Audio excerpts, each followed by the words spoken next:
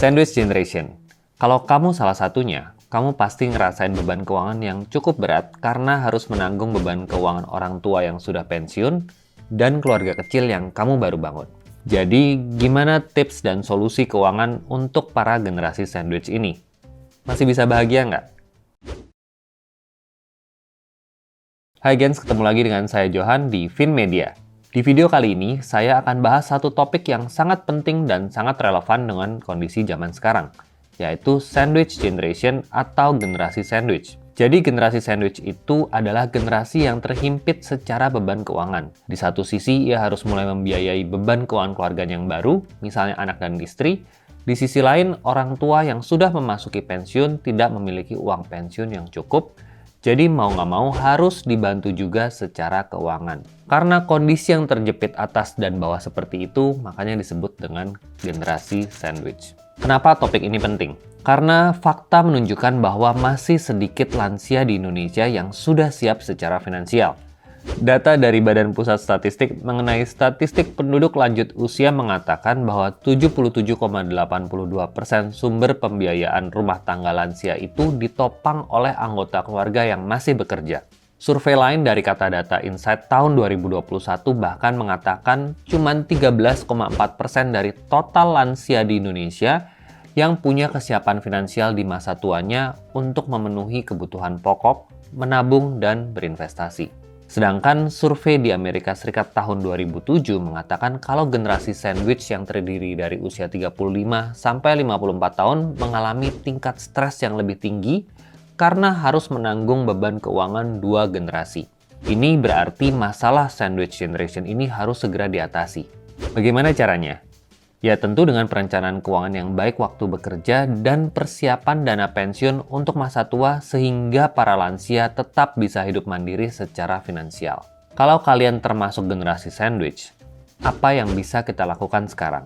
Yang pertama tentu harus menerima keadaan dan jangan menyalahkan orang tua kita sendiri. Ingat bahwa orang tua bekerja keras terutama untuk menghidupi dan menyekolahkan anak-anaknya supaya bisa mendapat pendidikan yang terbaik. Sayangnya, dulu literasi keuangan belum sebaik sekarang. Dan kesadaran orang tua kita untuk menabung dan mempersiapkan hari tua juga tidak sebaik sekarang. Belum lagi ada budaya banyak anak, banyak rejeki yang mengharuskan orang tua bekerja sangat keras untuk menghidupi keluarga besarnya dengan harapan nanti saat tua, anak-anaknya lah yang menanggung beban hidup mereka. Nah, belajar dari situ, langkah kedua yang bisa kita ambil adalah melakukan perencanaan keuangan dengan matang sesuai kemampuan. Buat kamu yang belum menikah, tentu kamu bisa melakukan perencanaan yang lebih matang. Pikir baik-baik untuk menikah, apalagi punya anak kalau kalian belum punya penghasilan tetap yang stabil. Buat kalian yang sudah punya anak, mungkin bisa dipersiapkan lebih matang kondisi finansial kalian sebelum menambah anak kedua dan seterusnya. Ingat bahwa masih ada orang tua yang bergantung secara finansial sama kita. Kalau kalian sudah terlanjur terjepit di tengah-tengah, lakukan perencanaan keuangan dengan lebih matang. Lakukan budgeting bulanan, bedakan mana kebutuhan pokok dan kebutuhan sekunder, apalagi tersier. Kurangi pengeluaran-pengeluaran yang nggak perlu. Kamu nggak perlu gengsi untuk mempertahankan gaya hidup kamu kalau memang belum mampu. Apalagi kalau sampai ngutang. Jangan membandingkan gaya hidup kita dengan orang lain. Kondisi keuangan tiap orang itu berbeda-beda. Kamu sama teman kantor kamu mungkin bisa punya gaji yang sama. Tapi dengan kondisi keuangan keluarga yang berbeda, jumlah tanggungan yang berbeda, tentu kemampuan finansial kalian pun juga beda. Jadi fokus sama kondisi finansial kamu sekarang ya. Berikutnya baru fokus untuk menambah pendapatan. Supaya kamu bisa nabung lebih banyak lagi. Mau kerja atau bisnis, kamu harus punya target untuk bisa terus ngembangin karir dan pendapatan kamu. Kalau kamu sudah bisa nabung, jangan lupa investasi.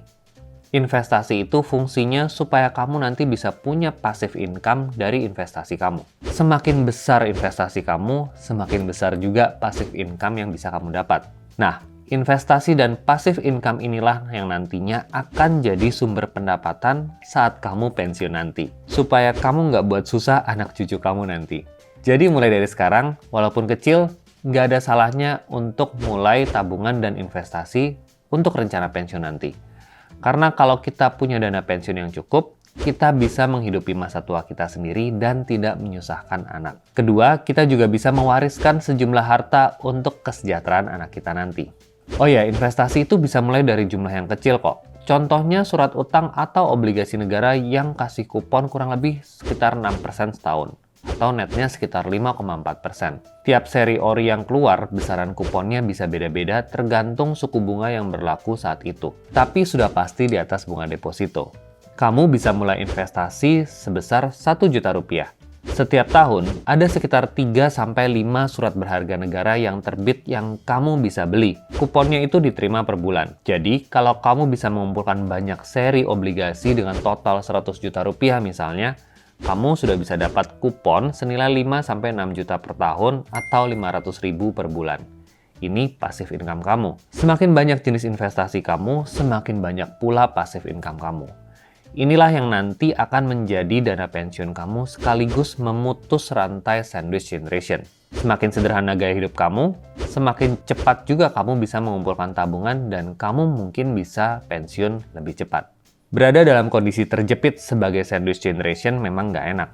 Tapi kita tetap bisa berbuat sesuatu supaya rantai sandwich generation ini nggak kita wariskan ke anak cucu kita. Belanja dengan bijak, hidup sesuai kemampuan, tingkatkan nilai diri, karir, dan pendapatan.